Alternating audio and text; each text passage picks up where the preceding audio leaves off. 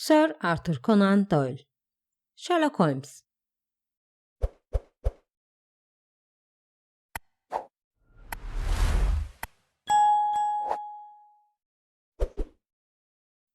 Dörtlerin Yemini.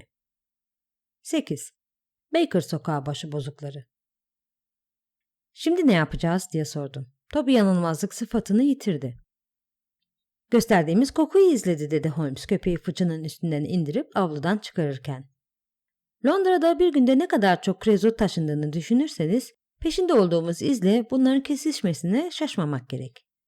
Şimdilerde çok kullanılıyor, özellikle de ahşap işçiliğinde. Zavallı Toby'nin bir suçu yok.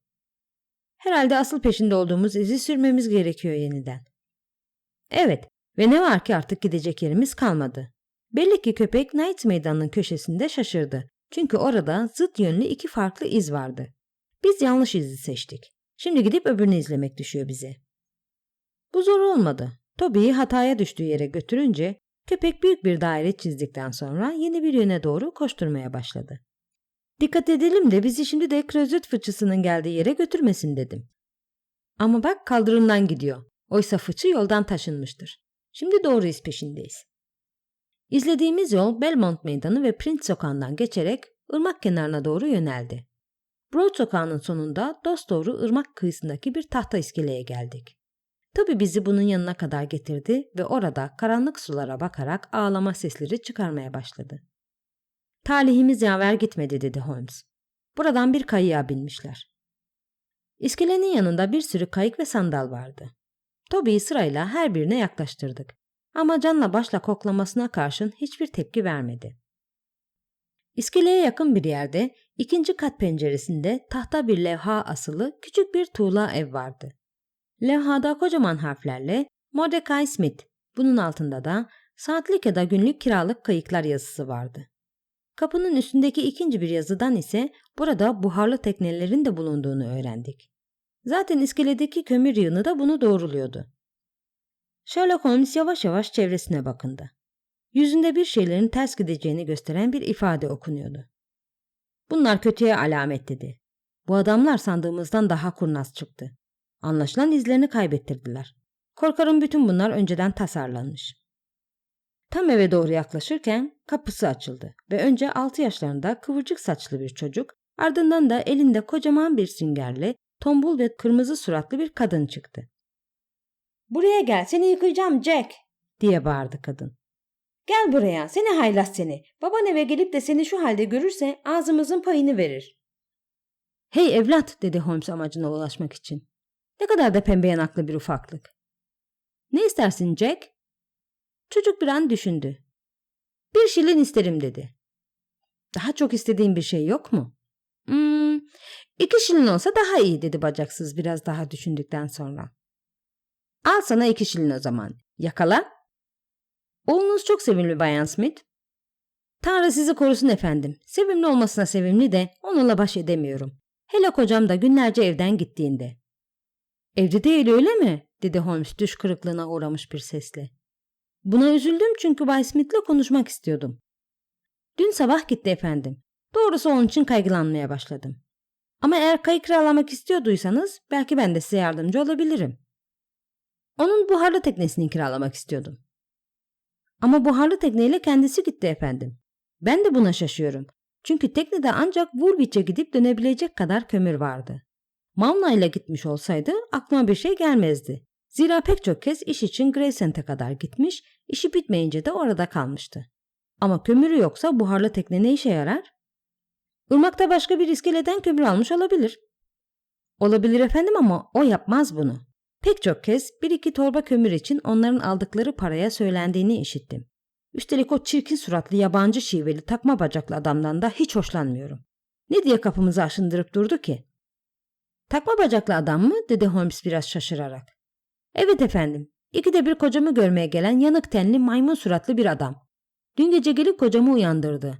Dahası kocam da onun geleceğini biliyordu. Çünkü buharlı tekneyi çalıştırmıştı. Size doğrusunu söyleyeyim efendim. İçim hiç rahat değil." "Ama Bayan Smith," dedi Holmes omuz silkerek. "Boş yere kaygılanıyorsunuz.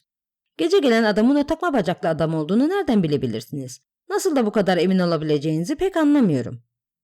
Sesi efendim. Sesini tanıdım. Kalın ve boğuk bir sesi var. Pencereye vurdu. Saat 3'e doğruydu galiba. Kalk ahbap dedi. Gitme vakti geldi.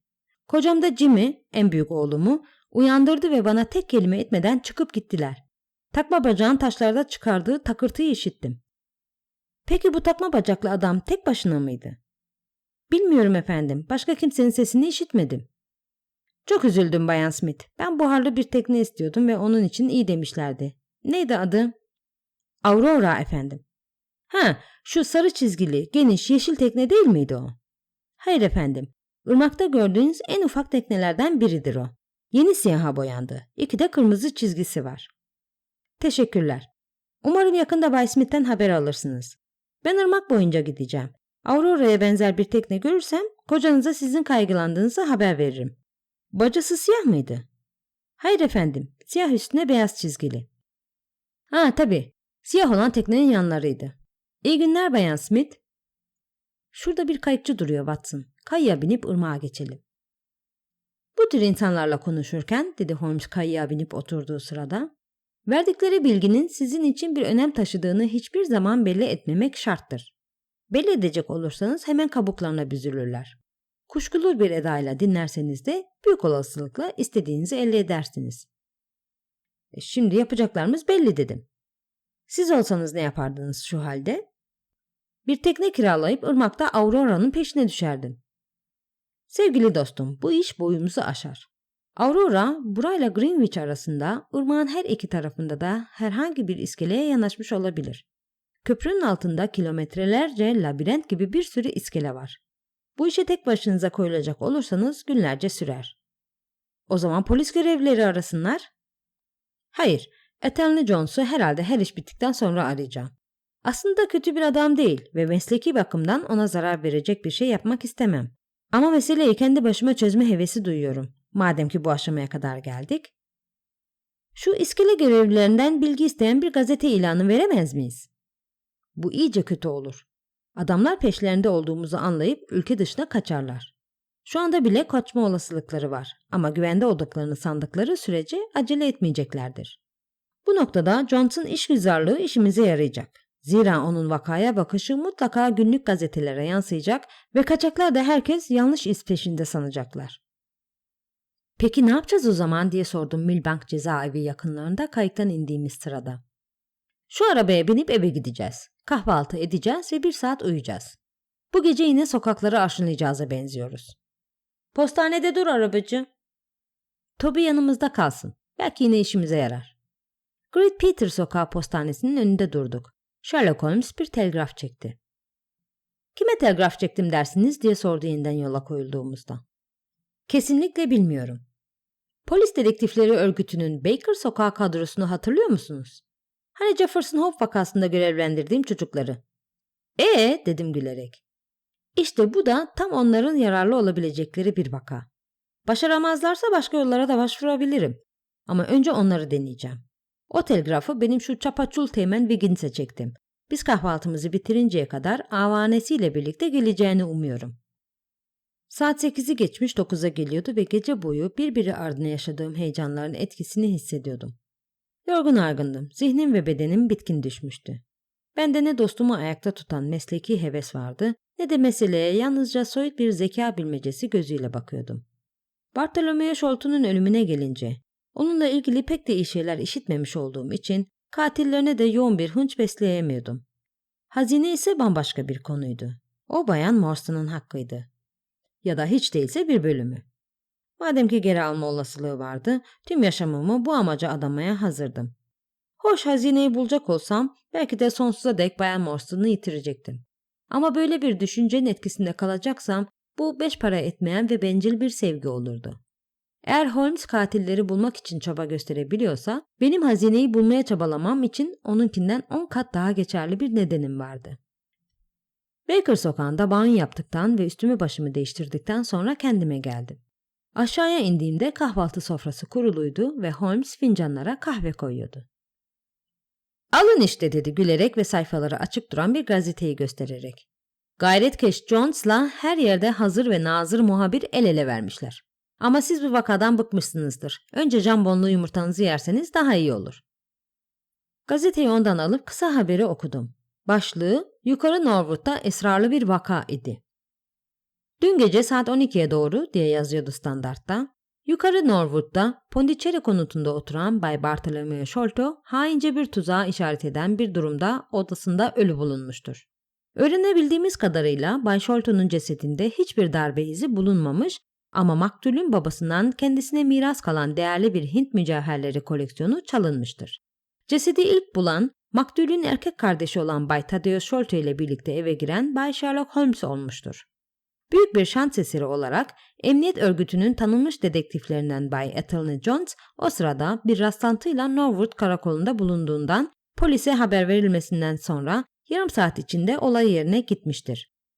Bilgi ve deneyimine dayanan yeteneklerini hemen katillerin belirlenmesi için seferber etmesi sonucunda maktulün kardeşi Thaddeus Sholto ile birlikte Kahya Bayan Bernstone, Lal Rao adlı bir Hintli uşak ve kapıcılık ya da bekçilik yapan McMurdo adlı bir kişi tutuklanmıştır. Soyguncunun ya da soyguncuların evin içini çok iyi tanıdıkları kesindir. Zira Bay Jones, ünlü teknik bilgisi ve en ince ayrıntısına kadar gözlem yeteneği sayesinde suçluların kapı ya da pencereden giremeyeceklerini, evin damından geçerek bir gizli kapıdan cesedin bulunduğu odayla bağlantısı olan başka bir odaya girdiklerini kesin olarak kanıtlamış bulunmaktadır. Çok açıkça belirlenmiş olan bu olgu, bu vakanın rastgele bir soygun olmadığını göstermektedir. Yasal görevlilerin bir an önce ve gayretli bir biçimde eyleme geçmiş olmaları, bu gibi durumlarda dinç ve zeki bir görevlinin varlığının ne kadar yararlı olduğunu gözler önüne sermektedir. Dedektiflerimizin daha bağımsız ve böylece araştırmayı üstlendikleri vakalarla daha yakın ve etkin biçimde ilgilenmelerini dileyenler için bu vakanın bir gerekçe sağladığını düşünmeden edemiyoruz. "Olağanüstü değil mi?" dedi Holmes fincanın üzerinden gülümseyerek. "Ne dersiniz?" "Bence cinayetten dolayı tutuklanmaktan biz de paçayı zor kurtardık." "Ben de öyle düşünüyorum. Jones tekrar bir gayretkeşlik krizine kapılırsa şimdi de güvende olduğumuzu söyleyemem." O anda kapının zili gürültüyle çalındı ve yüksek sesle itiraz eden ev sahibimiz Bayan Hudson'ın dehşet içindeki feryadı çalındı kulağıma. "Eyvah Holmes!" dedim koltuğumdan yarı kalkarak. "Galiba gerçekten de peşimizdeler." "Hayır, durum o kadar da kötü değil. Sivil emniyet gücü geldi. Baker Sokağı başıbozukları." Holmes bunu söylerken merdivenden çıplak ayak seslerinin tıpırtıları geldi. Bağırıp çağırmalar duyuldu. Ardından odaya bir düzine kirli ve yırtık pırtık giysili sokak çocuğu doluştu. Çıkardıkları gürültü patırtıya karşın bir çırpıda tek sıra olup bir şey bekliyormuş gibi bir yüz ifadesiyle karşımızda durduklarına bakılırsa bir disiplin anlayışları yok değildi. İçlerinden biri, ötekilerden daha uzun boylu ve yaşça daha büyük olanı, böyle sefil bir bostan korkuluğundan çok gülünç bir görünüm yaratan bir üstünlük edasıyla bir adım öne çıktı. "Telgrafınızı aldık efendim," dedi. "Ve onları hemen buraya getirdim. Biletlere 3 şilin 6 peni ödedim." "Al bakalım," dedi Holmes cebinden para çıkararak. "Gelecekte Wiggins, onlar haberleri sana versin, sen de bana iletirsin. Eve böyle doluşmayın. Yine de talimatlarımı hepinizin duyması iyi olur. Aurora adında bir buharlı tekne arıyorum. Sahibi Mordecai Smith. Tekne siyah, üzerinde 2 kırmızı çizgi var. Bacası da siyah, üzerine beyaz çizgili. Irmakta bir yerlerde. Senin çocuklardan birinin Millbank'ın karşısında Mordecai Smith'in iskelesinde bekleyip teknenin geri dönüp dönmediğini bildirmesini istiyorum. İş bölümü yaparak her 2 kıyıyı da gözlemelisiniz. Bir şey öğrenir öğrenmez bana bildirin. Anlaşıldı mı?" "Evet patron," dedi Wiggins. "Eski ücretleriniz geçerli. Tekneyi bulana da 1 altın. İşte size 1 günlük yevmiye. Hadi iş başına." Her birine birer şilin verdi ve apar topar merdivenlerden indiler. 1 dakika sonra da sokakta koşturduklarını gördüm. "Eğer tekne hala suyun üstündeyse onu bulurlar," dedi Holmes masadan kalkıp piposunu yakarken. "Bu çocuklar her yere girebilirler, her şeyi görüp işitebilirler. Akşam olmadan tekneyi bulduklarının haberini alacağımı umuyorum. O zamana kadar da sonuçları beklemekten başka yapacak bir şeyimiz yok. Aurora'yı ya da Bay Mordecai Smith'i bulana dek kaldığımız yerden iz sürmeye başlayamayız." "Toby bu artıkları yiyebilir bence. Yatıp uyuyacak mısınız Holmes?" "Hayır, yorgun değilim. Tuhaf bir yapım vardır. Çalıştığım zaman hiç yorgunluk hissetmem. Ama tembellik beni yorgun düşürür. Pipo tüttüreceğim ve güzel müşterimizin bize sunduğu bu tuhaf mesele üzerinde kafa yoracağım. Eğer bu dünyada kolay bir iş varsa mutlaka bu bizimki olmalı." Takma bacaklı adamlara öyle adım başında bir rastlanmaz. Ama öteki adama gelince bence onun bir eşi benzeri yok. Yine mi öteki adam? Onunla ilgili bir esrar havası yaratmak istediğim falan yok. Ama sizin de kendinize göre bir görüşünüz vardır mutlaka. Şimdi verileri ele alın. Küçük ayak izleri. Hiç çizme görmemiş ayak parmakları. Çıplak ayaklar. Ucunda taş balta olan tahta sopa. Çevik bir beden. Zehirli oklar. Bütün bunlardan ne çıkarıyorsunuz? Bir vahşi deyiverdim. Belki de Jonathan Small'un ahbapları olan Hintlilerden biri. Pek değil dedi. Garip silahlara ait belirtileri ilk gördüğümde ben de öyle düşünmüştüm. Hint Yarımadası'nda yaşayan yerlilerden bazıları ufak tefek yapılıdır ama hiçbiri öyle ayak izi bırakmış olamaz. Hinduların ayak izleri ince ve uzundur. Müslümanların baş parmakları ise gidikleri sandaletin bağı oradan geçtiği için öbür parmaklarından ayrık durur. O küçük oklardan yalnızca bir türlü fırlatılabilir. Kamışla üfleyerek. Dahası bizim vahşi buraya nereden gelecek? Güney Amerika'dan diyecek oldum. Kolunu uzatıp raftan kalın bir kitap cildi aldı. Yeni yayımlanmaya başlayan bir atlasın ilk cildi bu. En doğru bilgileri içerdiği varsayılabilir. Bakalım ne bulacağız? Andaman Adaları Bengal Körfezi'nde. Sumatra'nın 550 kilometre kuzeyinde yer alıyor. Bunlar ne? İklimi nemli, mercan resifleri, köpek balıkları. Port Play, hükümlü kışlaları, Rutland Adası, pamuk. İşte buldum. Bazı antropologlar Afrika buşmanlarını, Amerika'daki Digger yerlilerini ve Terra del Fuego'lıları öne sürebilirlerse de Andaman adalarında yaşayan aborjinlerin belki de yeryüzünün en ufak tefek ırkı oldukları söylenebilir. Boyları ortalama 1 metre 20 santim uzunluğundadır. Bununla birlikte çok daha kısa boylu yetişkinlere rastlanabilir. Gerçi bir kez güvenleri kazanıldıktan sonra çok sadık dostluklar kurabilirler ama aslında vahşi huysuz ve dik kafalıdırlar. Bunu not edin Watson. Şimdi şunu dinleyin. Kocaman, biçimsiz kafaları, küçük vahşi gözleri ve çarpık yüz hatlarıyla çirkin görünümlüdürler. Öte yandan ayaklarıyla elleri epeyce ufaktır. Öylesine dik kafalı ve vahşidirler ki İngiliz görevlilerinin onların dostluğunu kazanma çabaları başarısızlıkla sonuçlanmıştır. Gemileri batan tayfaların korkulu rüyası olmuşlardır. Sağ kalanlar ya kafalarını taş baltalarıyla parçalayarak ya da onlara zehirli oklarını fırlatarak öldürürler. Bu kıyımların sonunda da bir yamyam şöleni düzenlerler. Ne hoş ne sevimli insanlarmış Watson. Şayet bu adam kendi başına iş görseymiş, daha da tüyler ürpertici bir vakayla karşılaşabilirmişiz. Şu haliyle bile Jonathan Small ondan yardım istememiş olmayı yeğlerdi herhalde. Ama böylesine benzersiz birisini nasıl dost edinebildi? Bunu bilemem. Ama Small'un Andaman adalarından geldiğini belirlediğimize göre yanında bu yerlinin olması fazla olağan dışı sayılmaz. Kuşkusuz zamanla her şeyi öğreneceğiz. Bakın Watson, perişan görünüyorsunuz. Şu kanepeye uzanın. Bakalım sizi uyutabilecek miyim? Köşede duran kemanını eline aldı ve ben uzanırken hafif, düşsel bir ezgi çalmaya koyuldu. Kendi bestesiydi kuşkusuz. Doğaçlama çalma yeteneği olağanüstüydü. Zayıf kollarını, ciddi yüzünü ve yayının inip çıkışını hayal meyal hatırlıyorum. Sonra yumuşacık bir ses denizinden süzülerek kendimi bir düş ülkesinde buldum. Mary Morstan'ın tatlı yüzü yukarıdan bana bakıyordu.